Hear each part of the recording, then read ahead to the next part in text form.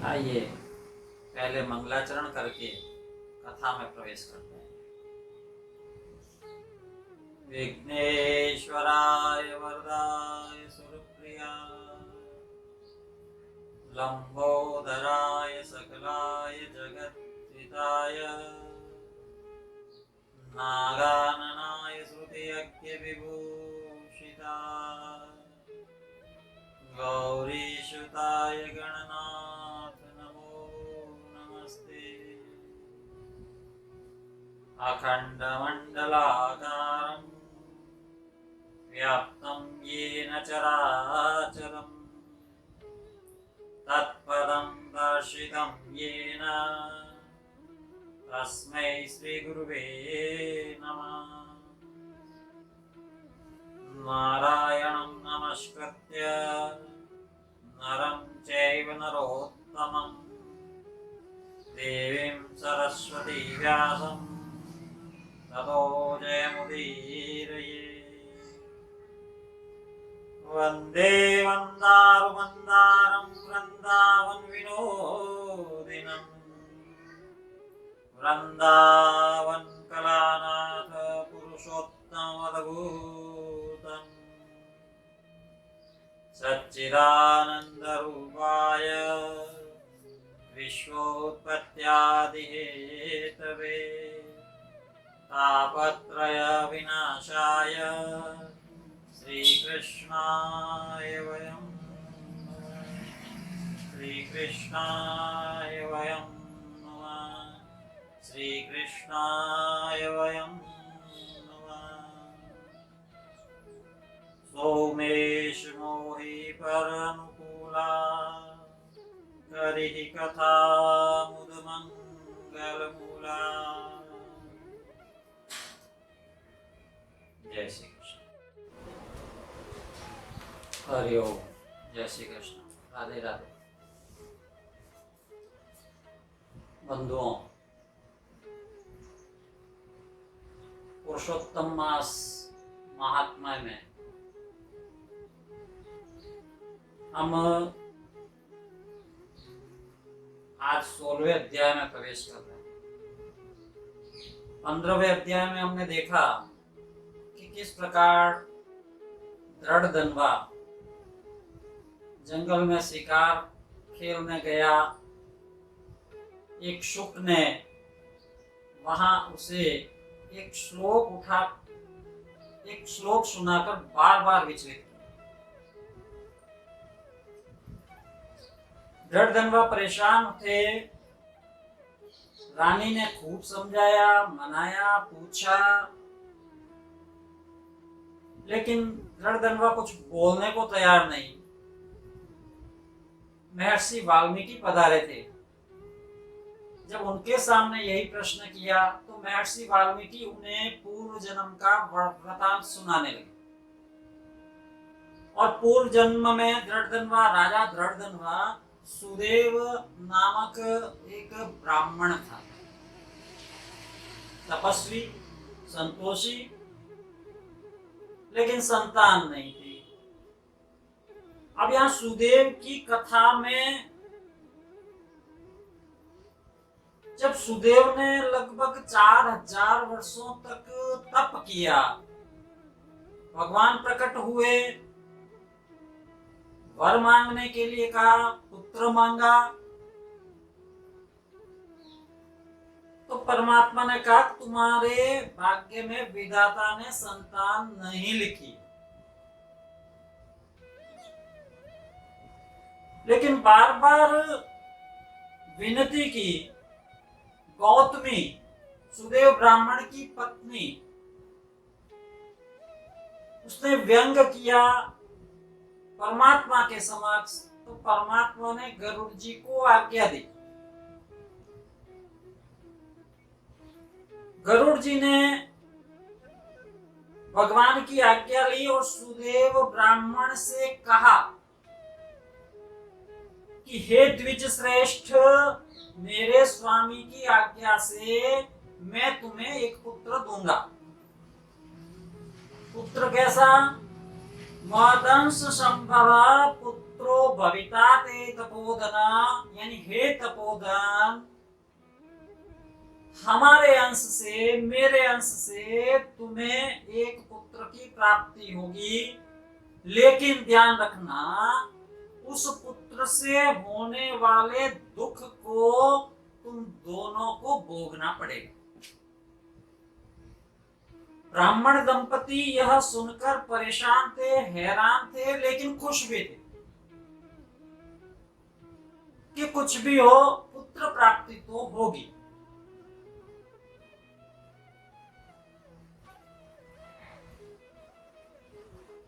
फिर गरुड़ भगवान ने, गरुड़ जी महाराज ने कुछ वचन कहे, उस ब्राह्मण दंपति की प्रशंसा की, उस ब्राह्मण सुदेव ब्राह्मण की प्रशंसा की। कहा धन्योसी द्विज शार्दूल यत्ते जाता हरौमतिः सकामाप्यथ निष्कामा हरिर्भक्तिर हरे प्रियाः। हे द्विज श्रेष्ठ, तुम धन्य हो, तुम्हारी बुद्धि हरि के चरणों में है, भगवान में है। वास्तव में वही बुद्धि धन्य है या वही कर्म श्रेष्ठ है जो परमात्मा के निमित्त किया जाए, वही बुद्धि श्रेष्ठ है जो परमात्मा के चरणों की किंकरी बनकर रहे। और गरुड़ जी आगे कहते हैं सकामा पेधा निष्कामा हरि भक्तिर हरे प्रिया, यानी परमात्मा की भक्ति चाहे सकाम की जाए अथवा निष्काम, लेकिन भक्ति भक्ति है और भक्ति हर मायने में श्रेष्ठ है, श्रेयस्कर है, फलप्रद है। ब्राह्मण दंपति प्रसन्न थे उस उत्तम वर को पाकर, और गरुड़ जी महाराज उस वर को देकर भगवान को स्वयं पर सवार करके अपनी पीठ पर बिठाकर वैकुंठ को लौट गए। समय बीता, गौतमी ने गर्भ धारण किया और 10वें मास में एक पुत्र को जन्म दिया। सुदेव ब्राह्मण बहुत प्रसन्न हुए, शहनाइयां बजने लगी, उत्तम ब्राह्मणों को खूब दान दिया गया, किसी को भी वंचित नहीं किया गया, इतनी बधाइयां बांटी। श्रेष्ठ ब्राह्मणों को बुलाया, उनके सानिध्य में जात कर्म संस्कार हुआ। नामकरण का जब समय आया तो नामकरण भी हुआ। चूंकि पुत्र जो था वो तेजस्वी था और शुक के समान होने के कारण नाम दिया गया शुकदेव। ये शुकदेव अलग है भाई, ये वो श्रीमद् भागवत वाले शुकदेव नहीं। नाम शुकदेव दिया गया, उपनयन संस्कार हुआ और वीरारंभ भी प्रारंभ हुआ। क्योंकि बालक मेधावी था, तेजस्वी था, बुद्धिमान था, प्रज्ञावान था, तो अल्प समय में ही उस ब्राह्मण पुत्र ने समस्त बुद्धि को प्राप्त कर लिया, समस्त विद्याओं को प्राप्त कर लिया, सारा ज्ञान प्राप्त कर लिया।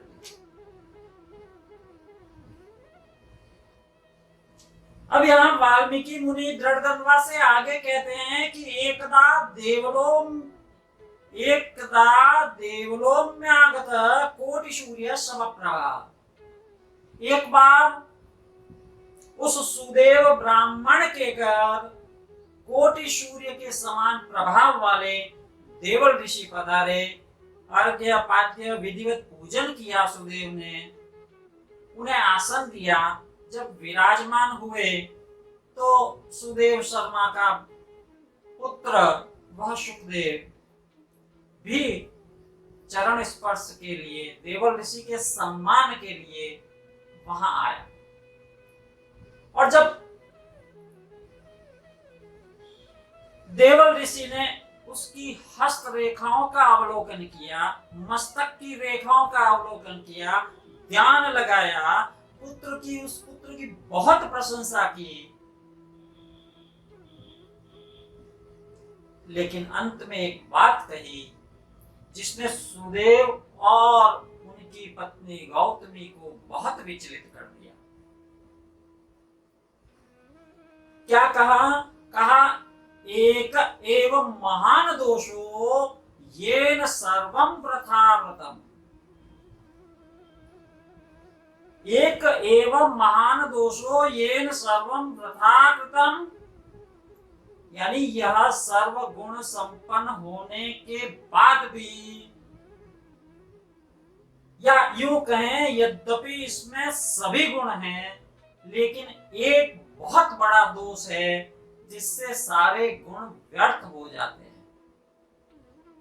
उत्सुकतावश ब्राह्मण दंपति ने पूछा कि वह दोष क्या है। तो देवल ऋषि कहने लगे, तुम्हारा बालक 12वें वर्ष में पानी में डूबकर मृत्यु को प्राप्त होगा। इतना सुनते ही सुदेव पृथ्वी पर गिर पड़े, विलाप करने लगे। स्त्री गौतमी भी बहुत दुखी हुई। उसने बालक को गोद में बिठाया, बार बार उसका माथा चूमने लगी,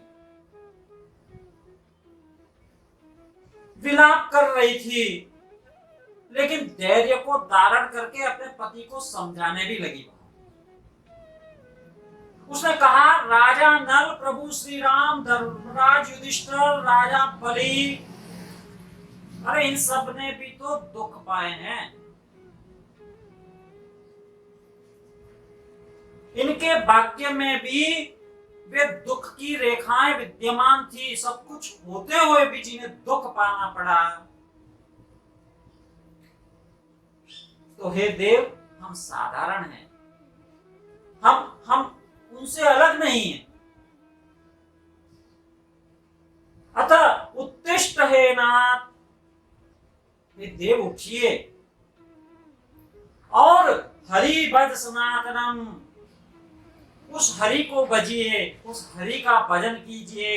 शरण्यम सर्वजीवाना निर्वाण पददायकम, अरे जिस हरि के भजन से, जिस भगवान के भजन से व्यक्ति मोक्ष पद को भी प्राप्त कर लेता है, जो समस्त जीवों का रक्षक भी तो है। आप इस शोक को त्याग दीजिए और उस हरि का भजन कीजिए। स्त्री गौतमी ने जब ऐसे वचन कहे, सुदेव ब्राह्मण ने उस शोक को त्यागा, धैर्य धारण किया, थोड़े स्वस्थ हुए और हरि भगवान के चरणों का ध्यान करने लगे। एकमात्र हरि की शरण में जाना ही उन्होंने यहाँ श्रेष्ठकर समझा।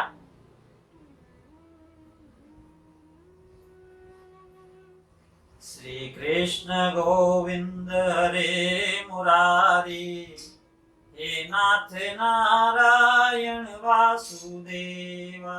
श्री कृष्ण गोविंद